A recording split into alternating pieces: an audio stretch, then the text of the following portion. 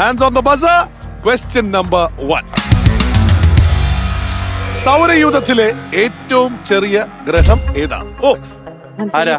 First ഇവിടെ കണ്ടു. Press ചെയ്തിട്ട് ഉത്തരം പറയുന്നില്ലേ? നെപ്റ്റ്യൂൺ ആണോ? പറഞ്ഞു. എനിക്കറിയില്ല, ചുമ്മാ എറിഞ്ഞു നോക്കട്ടെ. പണ്ടത്തെ സിലബസ് ആയിരുന്നു പ്ലൂട്ടോ ആയിരുന്നു. പ്ലൂട്ടോ ഇപ്പൊ മാറിയല്ലോ. നെപ്റ്റ്യൂൺ. കാരണം തൊട്ട് പറയാൻ നെപ്റ്റ്യൂൺ ആയതുകൊണ്ട് ചെറുതായിരിക്കും എന്നുള്ള ധാരണയല്ലേ? നെപ്റ്റ്യൂൺ തെറ്റായിട്ടുള്ള ഉത്തരം.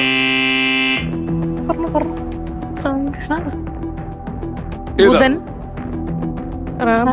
ബുധൻ. ബുധൻ, മെർക്കുറി. മെർക്കുറി. അതാണ് ഉത്തരം. മെർക്കുറിയാണ് റൈറ്റ് ആൻസർ.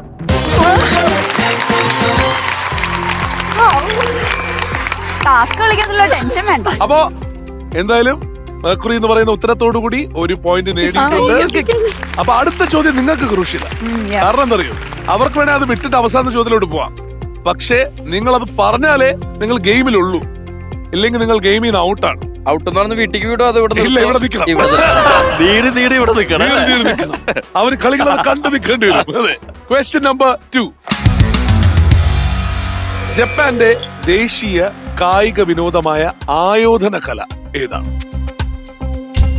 യെസ്, അവിടെ പ്രസ് ചെയ്തു പറയൂ.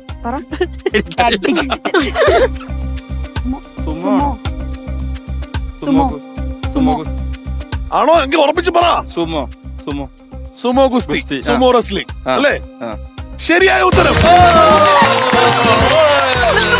യോക്കസൂണ ഓർമ്മയില്ലേ? യോക്കസൂണ നമ്മുടെ WWE. ഇതാണ് മത്സരം. കാരണം അടുത്ത ചോദ്യം ആരുത്തരം പറയോ അവർ ഗെയിമിലേക്ക് കയറും. Question number 3. കാക്കനാടൻ തന്റെ കാവേരിയുടെ വിളി എന്ന നോവലിന്റെ റോയൽറ്റിയായി നിലവറയിലിരിക്കുന്ന ഒരു വസ്തുവാണ് സ്വീകരിച്ചത്. ഏത് വസ്തു?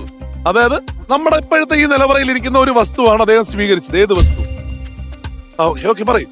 സംശയമാണ്, പറയാലോ? പറയാം. ഉത്തരം കറക്റ്റ് ആണെങ്കിൽ കിട്ടും, ഇല്ലെന്നുണ്ടെങ്കിൽ പോകും. കാരണം ആദ്യം പ്രസ് ചെയ്തതായതുകൊണ്ട് നിങ്ങൾ തന്നെ ഉത്തരം പറയണം ആദ്യം. ടിവി. ടെലിവിഷനാണോ?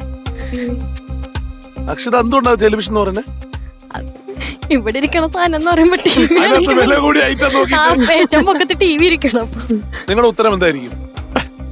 ബൈക്ക്, കാറാ. ശരി, 3, 2, 1. ബൈക്ക്, സ്കൂട്ടർ അല്ലേ? സ്കൂട്ടർ.